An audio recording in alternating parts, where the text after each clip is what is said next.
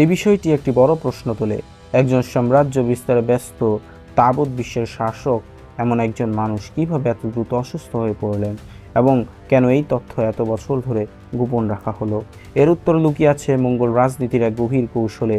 Genghis খানের মৃত্যুর খবর যদি শত্রুর কানে পৌঁছাতো, তাহলে সেই মুহূর্তে শত্রুরা শক্তি সঞ্চয় করে পাল্টা আক্রমণ করতে পারত। সেই সম্ভাবনা প্রতিহত করতে চেঙ্গিসের নিকটতম কমান্ডাররা তার মৃত্যুর সংবাদ কঠোরভাবে গোপন রাখেন। এমনকি তার মৃত্যুর পর বেশ কিছুদিন পর্যন্ত সেনাবাহিনী জানত না যে তাদের সর্বাধিনায়ক মৃত। তার মৃত্যুর সময়কার পরিস্থিতিও ছিল নাটকীয়। প্রচণ্ড গরম, যুদ্ধের চাপে ধকল, মানসিক ও শারীরিক ক্লান্তি সব কিছু মিলে চেঙ্গিস খান তখন বেশ দুর্বল ছিলেন। যুদ্ধের তীব্রতা এতটাই ছিল যে এমনও শোনা যায় চেঙ্গিস খান তার মৃত্যুর মুহূর্ত পর্যন্ত যুদ্ধক্ষেত্রে উপস্থিত ছিলেন এবং শারীরিক দুর্বলতার মাঝেও কৌশলগত নির্দেশনা দিয়েছিলেন। তার মৃত্যুর পরপরই শুরু হয় আরেকটি অতি গোপনীয় এবং নাটকীয় ঘটনা, তার দাফনের প্রস্তুতি। কোনো সাধারণ রাজা বা নেতার মতো নয়, বরং এমনভাবে দাফন করা হয় যেন পৃথিবীর কোনো মানুষ জানতেই না পারে কবরটি কোথায়। এমনকি মঙ্গোলিয়ার বহু পুরনো লোককথায় বলা হয় তার মরদেহ আনার পথে সব সাক্ষীকে হত্যা করা হয়েছিল। মৃতদেহ আনার পথে যে যেখানে চেঙ্গিস খানের মরদেহ দেখেছে তাকে সঙ্গে সঙ্গে হত্যা করা হয়। শুধু তাই নয়, তার সমাধিস্থানের চারপাশে ঘোড়ার পায়ে মাটি পিষে দেওয়া হয় যাতে কবরস্থানের চিহ্ন মুছে যায়। এমনকি দাফন শেষে যে ঘোড়সওয়াররা সমাধির চিহ্ন মুছে দেয় তাদেরও হত্যা করা হয়, যেন পৃথিবীর কেউ কখনোই না জানতে পারে কোথায় চিরনিদ্রায় শুয়ে আছেন মঙ্গলদের এই মহানায়ক। বিবিসির এক প্রতিবেদনে বলা হয়, চেঙ্গিস খানের মৃত্যুর পর যারা তার দাফন প্রক্রিয়ায় যুক্ত ছিলেন তারা প্রতিজ্ঞা করেছিলেন যে তার সমাধির কোনো চিহ্ন পৃথিবীতে রেখে যাবে না। আধুনিক যুগে অনেক গবেষক এই সমাধিস্থানের খুঁজে বহু প্রযুক্তি ব্যবহার করেছেন, স্যাটেলাইট ইমেজ, ভূগর্ভস্থ রাডার, ড্রোন, এমনকি এআই বিশ্লেষণ। কিন্তু আজও পর্যন্ত কেউ নিশ্চিতভাবে জানে না চেঙ্গিস খানের সমাধি কোথায়। 2015 সালের একটি গবেষণায় ভ্যালি অব দ্য খানস নামক এক প্রজেক্টের আওতায় মঙ্গোলিয়ার খ্যান্তাই পাহাড়ে বহু অনুসন্ধান চালানো হয়। সেখানে পাওয়া যায় বেশ কিছু গোপন সুড়ঙ্গ এবং স্তূপ যা প্রাচীন সমাধিস্থল হওয়ার সম্ভাবনা রাখে, কিন্তু স্থানীয় জনগোষ্ঠীর সংস্কার ও রাজনৈতিক সংবেদনশীলতার কারণে খনন কাজ চালানো সম্ভব হয়নি। এমন রহস্যের মাঝে চেঙ্গিস খানের মৃত্যু আরও বেশি কৌতূহলের জন্ম দেয়। তার মৃত্যুর পরপরই তার পুত্র ওবদাইকে খান ঘোষণা করা হয় এবং সাম্রাজ্যের উত্তরাধিকার পরিকল্পনা অনুযায়ী তাকে নেতৃত্বে বসানো হয়। এ সময় যে কুরলতাই সভা বসানো হয় তা ছিল এক ঐতিহাসিক ঘটনা। সেখানে মঙ্গল নেতারা তার স্মৃতিকে সম্মান জানিয়ে শপথ নেন যে তার মতো কঠোর ও দূরদর্শী শাসন চালিয়ে যাবে। চেঙ্গিস খানের মৃত্যু কেবল এক ব্যক্তির প্রস্থান নয়, ছিল একটি দর্শনের অবসান। তার দর্শন ছিল যুদ্ধ, শৃঙ্খলা, সংস্কার ও সর্বোচ্চ নেতৃত্ব গুণের এক অনন্য সংমিশ্রণ। তার কীর্তি আজও ইতিহাসের পাঠ্যক্রমে যেমন জায়গা করে নিয়েছে, তেমনি আধুনিক নেতাদের জন্য রেখে গেছে গুরুত্বপূর্ণ শিক্ষা। আজকের দিনে যখন আধুনিক রাষ্ট্রের নেতৃত্ব সংক্রামক রোগ, রাজনৈতিক বৈরিতা ও গোপনীয়তার ভারসাম্য নিয়ে লড়াই করে, তখন চেঙ্গিস খানের মৃত্যু এক বাস্তব শিক্ষার মাপকাঠি। তার মতো নেতা যার মৃত্যু এত কৌশলে গোপন রাখা হয়েছিল, তার ঘটনা আজও মানুষকে অনুপ্রাণিত করে কিভাবে নেতৃত্ব শুধু যুদ্ধ জয়ের মধ্যে সীমাবদ্ধ নয়, বরং মৃত্যুর পরে ইতিহাসে জায়গা করে নেওয়া এক দৃষ্টান্ত হতে পারে। চেঙ্গিস খানের মৃত্যুর পরে তার সমাধির অবস্থান নিয়ে যতটুকু গোপনীয়তা বজায় রাখা হয়েছিল তা ইতিহাসে বিরল। এই গোপনীয়তা শুধু একটি মৃত্যুকে রহস্যময় করেনি, বরং একটি সভ্যতার সংস্কার, বিশ্বাস ও কল্পনার মিশ্রণ ঘটিয়েছে। মঙ্গলরা বিশ্বাস করত চেঙ্গিস খানের কবর যদি কেউ খুঁজে পায় তবে তার আত্মা বিরক্ত হবে এবং গোটা জাতি অভিশপ্ত হবে। এই বিশ্বাস এতটাই গভীর যে শতাব্দীর পর শতাব্দী ধরে মঙ্গোলিয়ান জনগণ নিজেরাই চেষ্টাও করেনি সমাধি খোঁজার। যদিও আধুনিক সময়ের গবেষক অভিযাত্রীরা চেঙ্গিস খানের সমাধি খুঁজতে একাধিক অভিযান চালিয়েছেন, কিন্তু রহস্য আজও অনাবৃত। 2000 সালের শুরুর দিকে জাপানের একদল গবেষক চীনের সীমান্তবর্তী অর্দোস অঞ্চলে একটি বড় খনন কাজ শুরু করে। তারা কিছু ধ্বংসাবশেষ ও সমাধির ধাঁচের কিছু স্থাপনা খুঁজে পায়। কিছু সময়ের জন্য মনে করা হয় হয়তো এটাই চেঙ্গিস খানের চিরনিদ্রার স্থান, কিন্তু পরবর্তীতে ঐতিহাসিক বিশ্লেষণ ও পরীক্ষায় জানা যায় এটি ছিল পরবর্তী যুগের এক মঙ্গল অভিজাতের কবরস্থান। অন্যদিকে 2010 সালের দিকে আমেরিকান প্রতিষ্ঠান ন্যাশনাল জিওগ্রাফিকের উদ্যোগে শুরু হয় ভ্যালি অব দ্য খানস নামক এক বৈপ্লবিক প্রকল্প। ড্রোন, লেজার স্ক্যানার ও স্যাটেলাইট চিত্র ব্যবহার করে তারা মঙ্গোলিয়ার পূর্বাঞ্চলে খ্যান্তাই পাহাড়ে অনুসন্ধান চালায়। স্থানীয় কিংবদন্তি অনুসারে এই খ্যান্তাই অঞ্চলই ছিল চেঙ্গিস খানের জন্মস্থান এবং সম্ভবত এখানেই তাকে সমাধিস্থ করা হয়েছিল। এই প্রকল্পে হাজারো স্বেচ্ছাসেবী বিশ্বব্যাপী থেকে অনলাইনে যুক্ত হয়ে ভূখণ্ডের স্যাটেলাইট চিত্র পর্যালোচনা করে সম্ভাব্য স্থানের খোঁজ করে। ক্রাউডসোর্সিং নামক এই প্রযুক্তির ব্যবহারে কিছু স্থানে সম্ভাব্য মানব নির্মিত গঠন পাওয়া গেলেও চূড়ান্তভাবে কিছুই নিশ্চিত হয়নি। অপরদিকে চীনের কিছু ইতিহাসবিদ দাবি করেন চেঙ্গিস খানের কবর চীনের অন্তর্গত বর্তমান নিংজিয়া অঞ্চলে, যেখানে শিয়া সাম্রাজ্যের বিরুদ্ধে তিনি শেষ যুদ্ধ করেন। তাদের মতে যুদ্ধক্ষেত্রেই তিনি মারা যান এবং সেনারা তাকে সেখানেই দাফন করে, যদিও এই দাবির পক্ষে প্রমাণ খুবই দুর্বল। আরও রহস্যজনক তথ্য পাওয়া যায় রাশিয়ান ও সোভিয়েত যুগের কিছু গোপন গবেষণা দল থেকে। 1940-এর দশকে সোভিয়েত ইউনিয়নের কিছু গোয়েন্দা সংস্থা চুপিচাপি মঙ্গোলিয়ার কিছু পাহাড়ি অঞ্চলে অভিযান চালায়। তখনকার কিছু সরকারি নথিতে উল্লেখ ছিল তার একটি প্রাচীন সমাধিক্ষেত্র খুঁজে পায়, যেখানে মঙ্গোলীয় শিল্পশৈলীর প্রতিচ্ছবি ছিল, তবে তা চেঙ্গিস খানের কবর কিনা তা আজও নিশ্চিত নয়। একাধিক স্থান, একাধিক দাবি, কিন্তু কোনোটাই নির্দিষ্ট নয়, কারণ চেঙ্গিস খানের সমাধি নিয়ে এত কড়াকড়ি ব্যবস্থা নেওয়া হয়েছিল যে ইতিহাসও তার হদিস দিতে পারছে না। তার দাফন প্রক্রিয়ার কঠোর গোপনীয়তার পাশাপাশি মঙ্গোলদের ভাষা, রীতি এবং রাজনীতির মধ্যেও রয়েছে এমন অনেক দুর্ভেদ্য সংকেত যা আজকের গবেষকদের ধাঁধায় ফেলে দিয়েছে। তবে চেঙ্গিস খানের মৃত্যু শুধু একটি ব্যক্তি বা নেতা হিসেবে মূল্যায়ন করলে ভুল হবে। ইতিহাসে তার প্রভাব ছিল গভীর, বিস্তৃত এবং বহুমাত্রিক। যুদ্ধ জয়ের পাশাপাশি তিনি স্থাপন করেছিলেন প্রশাসনিক কাঠামো, নীতিগত শৃঙ্খলা এবং এমন এক নেতৃত্বের প্রতিছবি যার প্রতিধ্বনি এখনও আধুনিক রাষ্ট্র শাসনে শোনা যায়। তিনি ইয়াসো নামক এক শাসনতন্ত্র তৈরি করেছিলেন, যেখানে ছিল কঠোর শাস্তিবিধান, পারিবারিক শৃঙ্খলা এবং সামাজিক কাঠামো রক্ষার নিয়মাবলী। যুদ্ধ জয়ের বাইরে এই ইয়াস আইন ছিল তার দীর্ঘমেয়াদী শাসন দর্শনের প্রতিফলন, যেটি শুধু মঙ্গল সাম্রাজ্যের নয় বরং পরবর্তী যুগের মুসলিম ও ইউরোপীয় শাসকদের উপরও প্রভাব ফেলে। চেঙ্গিস খানের প্রশাসনিক প্রজ্ঞা ছিল অসম্ভব দূরদর্শী। তিনি বিরোধী রাজ্য দখলের পর সেখানকার দক্ষ কূটনীতিক, প্রকৌশলী ও চিকিৎসকদের নিজের সেনাবাহিনী অন্তর্ভুক্ত করতেন। এতে তার সাম্রাজ্য আরও শক্তিশালী হয়ে উঠত। এমনকি কাগজে লেখা, ডাক ব্যবস্থা এবং বাণিজ্য পথ নিয়ন্ত্রণের মতো অনেক আধুনিক ব্যবস্থার সূচনা করেন তিনি। একটি বিস্ময়কর বিষয় হলো তার সাম্রাজ্য ছিল এক প্রকার ধর্মনিরপেক্ষ। যদিও নিজে শ্যামানিজমে বিশ্বাসী ছিলেন, তবুও বৌদ্ধ, মুসলিম, খ্রিস্টান সব ধর্মের লোকদের তিনি সমান মর্যাদা দিতেন। এতে সাম্রাজ্যে অন্তদ্বন্দ্ব অনেকাংশেই কমে যায়। এই সব দিক মিলিয়ে বোঝা যায় চেঙ্গিস খান ছিলেন শুধু তলোয়ারের রাজা নন, বরং ছিলেন সংস্কারের শাসক।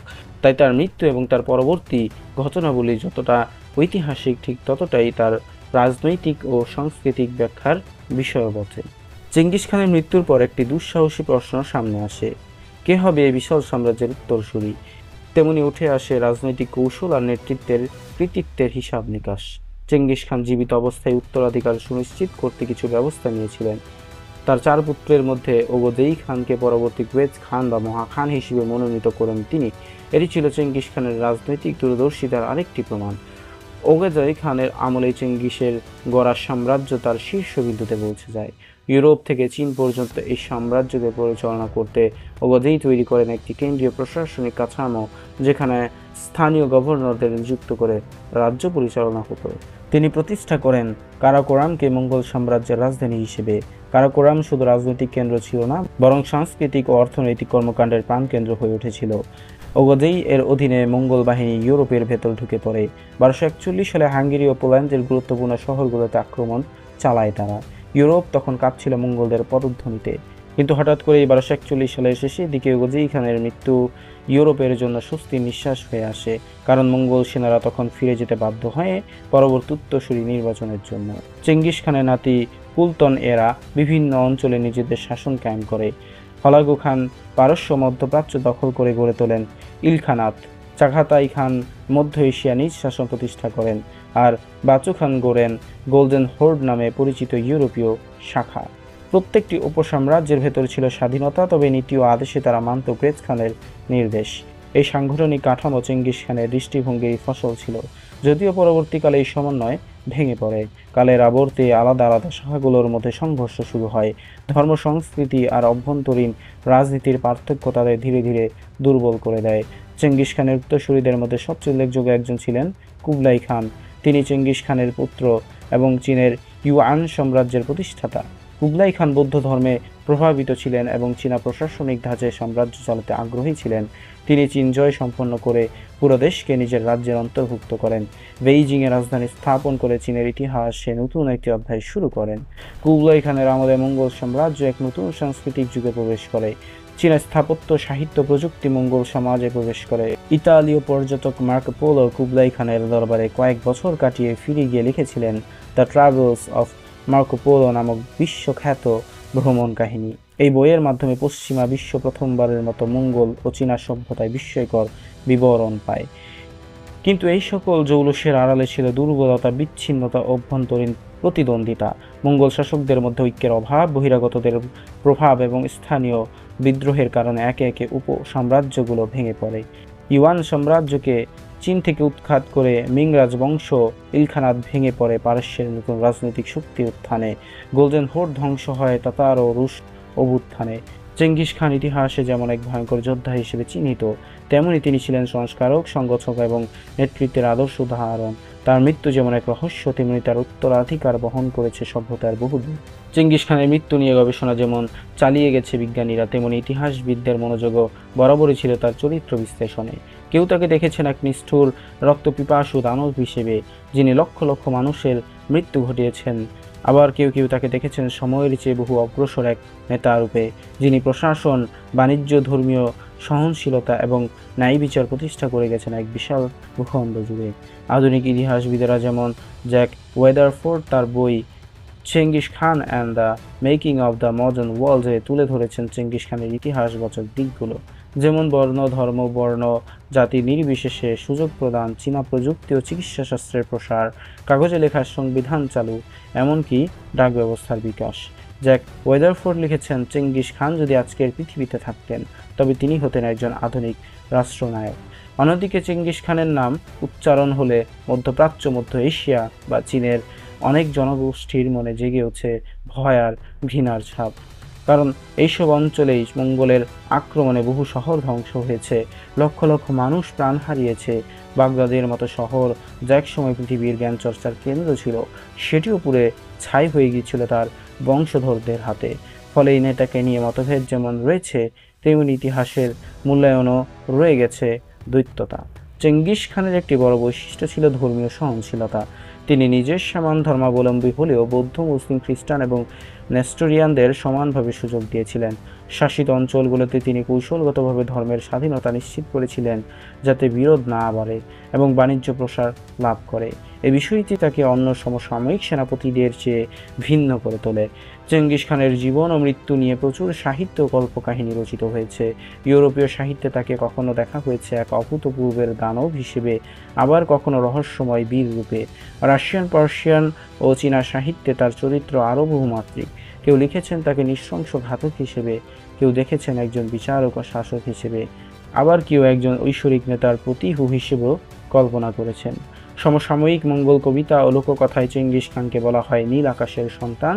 এই জন্য এক পবিত্র উপাধি, যেটি তাকে ভিন্ন মাত্রায় প্রতিষ্ঠা করে। এই বিশ্বাস অনুসারে তিনি ছিলেন ঈশ্বরের পক্ষ থেকে প্রেরিত শাসক, যার কাজ ছিল বিশৃঙ্খলা সরিয়ে নতুন নিয়ম প্রতিষ্ঠা করা। তবে সবচেয়ে বিস্ময়কর বিষয় হলো 800 বছর পেরিয়ে গেলেও তার সমাধি এখনও পাওয়া যায়নি। বহুবার অনুসন্ধান চালানো হলেও আজও চেঙ্গিস খানের কবরস্থানের সঠিক অবস্থান অজানা রয়ে গেছে। অনেক ইতিহাসবিদ মনে করেন তার সমাধি ইচ্ছাকৃতভাবে গোপন রাখা হয়েছিল, যাতে কেউ তাকে নিয়ে রাজনৈতিক বা ধর্মীয় প্রতীক হিসেবে ব্যবহার করতে না পারে। তাতার, মঙ্গল এবং কিছু সাইবেরীয় জনপদের মধ্যে এখনও কিংবদন্তি চালু আছে যে একদিন তার সমাধি আবিষ্কৃত হবে এবং তখন নতুন এক পরিবর্তনের সূচনা ঘটবে। কিছু রহস্যপ্রেমী গবেষক এমনকি দাবি করেন তার সমাধিতে গোপনে সোনার ভাণ্ডারের, বিরল অস্ত্রশস্ত্র এবং এমন সব তথ্য আছে যা ইতিহাসকে নতুনভাবে সংজ্ঞায়িত করতে পারে। এই অদৃশ্য সমাধির খোঁজে বহু অভিযান চালানো হয়েছে। উপগ্রহ চিত্র ব্যবহার করে গবেষণা, মঙ্গোলিয়ার দুর্গম পাহাড়ি অনুসন্ধান, এমনকি মাটি স্ক্যান করে ভেতরে কাঠামো বোঝার চেষ্টাও চলেছে, কিন্তু এখনও কোনো অকাট্য প্রমাণ সামনে আসেনি। বিশ্ব ইতিহাসে চেঙ্গিস খানের দীর্ঘমেয়াদী প্রভাব এতটাই গভীর যে অনেক বিশেষজ্ঞ মনে করেন তিনিই প্রথম গ্লোবালাইজেশনের ভিত্তি স্থাপন করেন। তার শাসিত অঞ্চল জুড়ে রাস্তাঘাট নির্মাণ, ডাক ব্যবস্থা চালু, নিরাপদ বাণিজ্য পথ সৃষ্টি, এমনকি বিভিন্ন জাতির মধ্যে জ্ঞান ও প্রযুক্তির আদান প্রদান ঘটে। ইতিহাসে পাক্স মঙ্গলিকা নামে পরিচিত এক সময়কাল তৈরি হয়, যা ছিল শান্তি, স্থিতিশীলতা ও বাণিজ্য বিকাশের এক সুবর্ণ অধ্যায়। চেঙ্গিস খানের শাসনের আরেকটা আশ্চর্য দিক ছিল মেধা ও দক্ষতার উপর গুরুত্ব দেয়া। তিনি কোনো জাতি বা ধর্ম নয়, বরং ব্যক্তির সামর্থ্য অনুযায়ী দায়িত্ব দিতেন। এই মেরিট বেসড সিস্টেম তখনকার দিনে ছিল বিপ্লবাত্মক চিন্তা। প্রশাসনিক কাঠামো, কূটনীতিক এমনকি সামরিক রণকৌশলে চেঙ্গিস খান যে সংস্কার এনেছিলেন তা পরবর্তী বহু সাম্রাজ্যের জন্য অনুকরণীয় হয়ে দাঁড়ায়। তার বিজয়ের পথে যেমন ধ্বংস এসেছিল, তেমনি সৃষ্টি হয়েছিল নতুন পথ, নতুন জ্ঞান বিনিময়। চীনা কাগজ, মুদ্রণ প্রযুক্তি, চিকিৎসা বিজ্ঞান ও গণনার কৌশল মধ্যপ্রাচ্য ও ইউরোপে ছড়িয়ে পড়ে তার সাম্রাজ্যের হাত ধরে। আবার ইসলামী জ্ঞান ও দর্শন পৌঁছে যায় মধ্য এশিয়া ও পূর্ব এশিয়ায়। তবে এমন বিস্তৃত প্রভাব সত্ত্বেও চেঙ্গিস খানের উত্তরাধিকার যেন রহস্যে ঢাকা। তিনি নিজে কোনো বড় রাজপ্রাসাদ নির্মাণ করেননি, কোনো স্মারক রেখে যাননি, এমনকি তার ব্যক্তিগত চেহারাও ইতিহাসে স্পষ্টভাবে চিত্রিত হয়নি। অনেক ঐতিহাসিক মনে করেন এই রহস্যময়তাই তাকে আবারও কিংবদন্তিতে পরিণত করেছে। বর্তমানে চেঙ্গিস খান মঙ্গোলিয়ার জাতীয় প্রতীক, তার নাম এখনও সম্মানের সঙ্গে উচ্চারিত হয়। মঙ্গোলিয়ার রাজধানী উলানবাতরে তার বিশাল এক মূর্তি রয়েছে, বিশ্বের সবচেয়ে বড় ঘোড়ার পিঠে থাকা ভাস্কর্য। মুদ্রায় তার ছবি, স্কুলে তার জীবনী পাঠ, এমনকি জাতীয় উৎসবেও তার স্মরণ হয়। তিনি শুধুমাত্র এক মহান সেনাপতি নন, বরং একজন সাংস্কৃতিক চেতনার প্রতীক।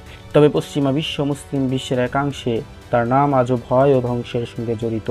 বাগদাদের গণহত্যা, মধ্য এশিয়ার শহর ধ্বংস কিংবা পারস্যের রক্তপাত, এই ইতিহাস অনেকের মনে এখনও দুঃসহ স্মৃতি হয়ে আছে। আসলে ইতিহাস কোনো একরৈখিক বিষয় নয়। একদিকে সে নায়ক, অন্যদিকে সে খলনায়ক। চেঙ্গিস খানও সেই দ্বৈততা নিয়ে বেঁচে আছেন ইতিহাসে। 800 বছর পরও তাকে নিয়ে গবেষণা চলছে, বিতর্ক চলছে, সম্মান আর ভয়ের দ্বৈরথে টিকে আছেন তিনি। তার মৃত্যু যে সংক্রামক রোগে হয়েছিল, এই তথ্য যেমন ইতিহাসে একটি নতুন মাত্রা যুক্ত করেছে, তেমনি প্রমাণ করেছে পৃথিবীর সবচেয়ে শক্তিশালী শাসক ও প্রকৃতির নিয়মে মানুষ মাত্র। রোগ, মৃত্যু, সময়, এই তিনের কাছে সবারই পরাজয় অনিবার্য। চেঙ্গিস খান হয়তো নিজ হাতে রাজ্য গড়েছিলেন, হাজার শহর জয় করেছিলেন, কিন্তু নিজের কবরটিও এত নিখুঁতভাবে গোপন করিয়েছিলেন যেন মৃত্যুর পরও তিনি রয়ে যান এক রহস্য হয়ে। সমসাময়িক বিশ্বে চেঙ্গিস খানের জীবন থেকে শিক্ষা নেওয়া যায়। নেতৃত্ব কেমন হওয়া উচিত, কিভাবে অদম্য সংকল্প এক মানবকে ইতিহাসের কেন্দ্রবিন্দুতে নিয়ে আসে, আর কিভাবে সীমাহীন ক্ষমতার মধ্যেও অনিশ্চয়তা, ভয় এবং মৃত্যু অমোঘভাবে অপেক্ষা করে থাকে। তাই চেঙ্গিস খান শুধু ইতিহাসের এক অধ্যায় নন, তিনি এক চিরন্তন বিস্ময়, বিজয়ের বর্বরতার, সাহসিকতার, কৌশলের আর অবশেষে রহস্যময় মৃত্যুর প্রতীক।